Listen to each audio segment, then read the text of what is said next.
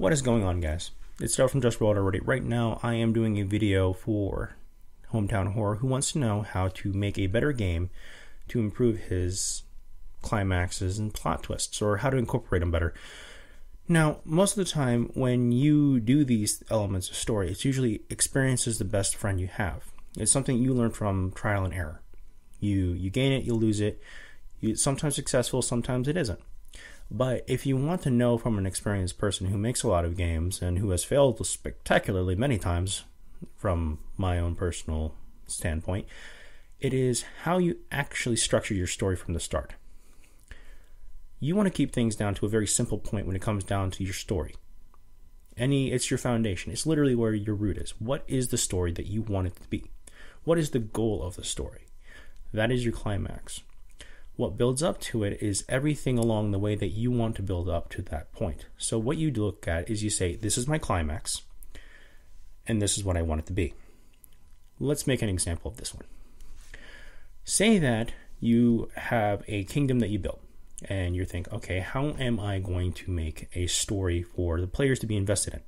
So you think, got it. Well, we're going to say that the country almost went through revolution, and most of the royal family was killed off, but it was saved by the great uncle of the king at the time. So, the king has disappeared.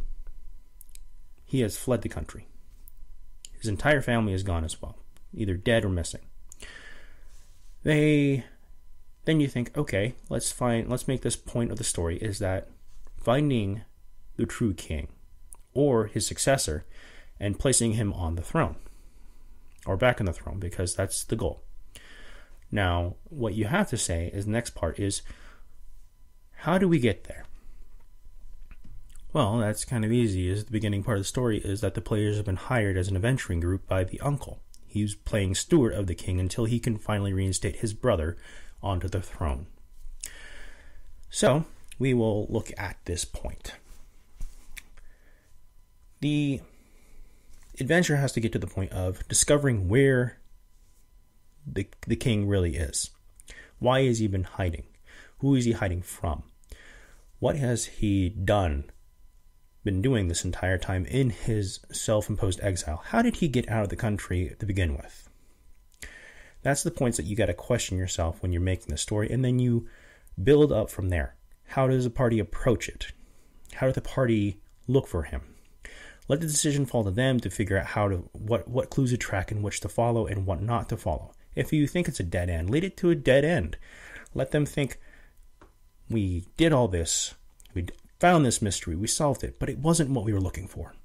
So on to the next thread. Don't do too many red herrings like that, because then people will start getting bored. Now, say that when the party finally finds him, it turns out he's a slave. He's been enslaved this entire time on his escape, in a far-off country halfway around the world, across the ocean, across deserts, doesn't matter. And nobody knew who he was. The party finds out through him because they find that he has a marking characteristic of a sort. So they either break him out, they pay a ridiculous sum of money for him, they do anything they can, and they got to work their way back only to fight, let's say, a rival party who doesn't care about anything else besides the mighty coin to get this king back, to get the money for him, because they've been following the party this entire time, letting them do all the groundwork. Big battles ensues, and that's the climax. Then after that point, you guys make it back to the kingdom, and that is where everything's resolving. Now, let's say that you want to throw a plot twist in this story. All right, here we go. The uncle of the king goes forth and he says, my nephew, my brother, whatever, doesn't matter. I completely get my stories mixed up. Embraces him only to take a dagger and kill him at the point to frame it on the party.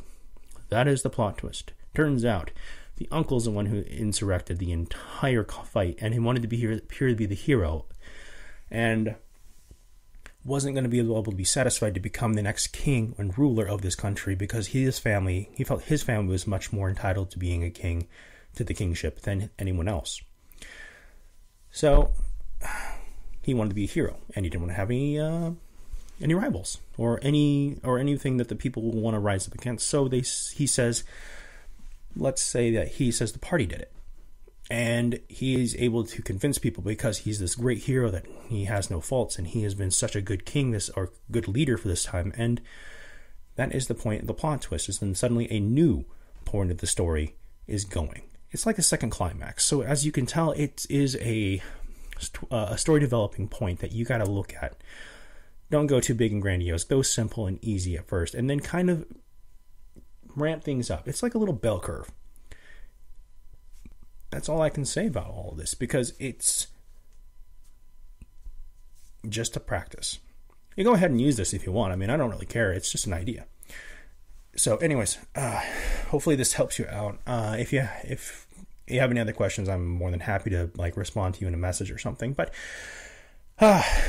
anyways, that's all I got on this video right now, and I will hopefully see you guys soon. Like, comment, subscribe. Any questions or any topics that you guys want me to talk about, don't be afraid to shoot them down below. I'm always happy to help you out on that part. Anyways, I am Daryl. Thanks for watching. See you guys later.